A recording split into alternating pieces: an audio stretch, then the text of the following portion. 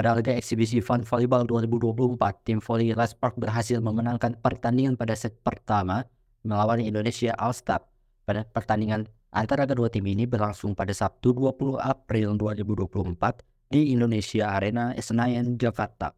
Raspark berhasil menampilkan performa yang mengesankan, mampu mencetak poin-poin penting yang membawa mereka memimpin dalam pertandingan ini. Sementara itu, meskipun diperkuat oleh Wilda Siti Nurfadilah, Indonesia All-Star harus menerima kekalahan dalam set pertama ini.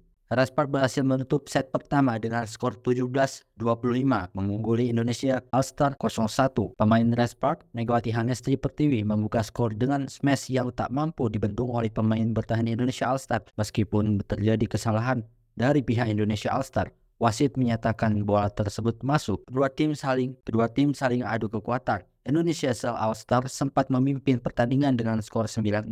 Namun Raspark tidak menyerah dan berhasil mengejar, membuat skor imbang 14-sama. Pertandingan semakin memanas saat Raspark berhasil mencetak poin-poin penting mengungguli Indonesia All-Star dengan skor 17-23.